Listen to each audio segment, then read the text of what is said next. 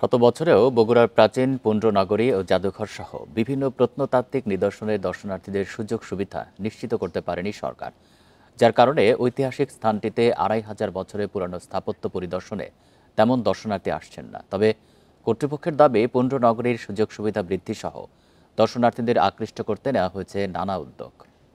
Bundle থাকলে প্রতি সেনমানিতে টাকা বাঁচবে। বিকাশ সেনমানি বান্ডেল কিনে জিতুন প্রতি লেনদেনে। বগুড়ায় করতা নদীর পশ্চিম তীরে ২,৬৪,০০০ বর্গমিটার আয়তনের দেশের সবচেয়ে প্রাচীন এই পুণ্ড্রনগরী ১৯০৭ সালে পাথরভিটায় প্রথম প্রত্নতাত্ত্বিক খনন শুরু হয়। ৯০-এর দশকে বাংলাদেশ ও ফ্রান্সের যৌথ খননে দুর্গনগরের ভেতরে পাওয়া যায় এই মাটির চুলাটি, যার বয়স অন্তত ২,৪০০ বছর। এছাড়া খননে যীশু খ্রিস্টের জন্মেরও আগে তৈরি ৫ মার্ক কয়েন ও শুঙ্গ আমলের কারুকাজ করা বেশ কয়েকটি পোড়ামাটির ফলকও পাওয়া গেছে।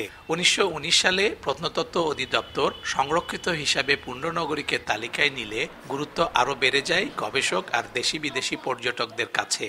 পূর্বের ইতিহাস সম্পর্কে যে নিদর্শনগুলো আছে সেগুলোর বিস্তারিত বিবরণ যদি আমরা জানতে পারতাম তাহলে আমাদের জন্য ভালো হতো। আমরা একটা সাধারণ জ্ঞান জানবো, পুরানো ইতিহাস জানবো, তার কিছুই জানা যায় না, শুধু এখানে শতক আর প্রাপ্তিটাই জানতে পারতেছি। অনেক কিছু এখানে গ্যাপ আছে।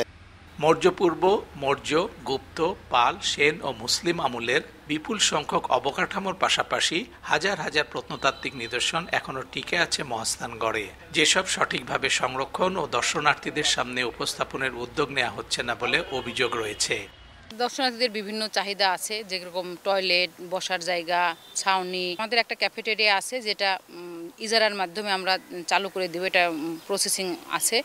আর জাদুঘরের ভিতরে যে বর্ণনাগুলো আছে প্রত্নবস্তুর, সেগুলো আমরা পুনরায় করার জন্য একটা উদ্যোগ গ্রহণ করেছি। এটা আমরা খুব তাড়াতাড়ি শুরু করব।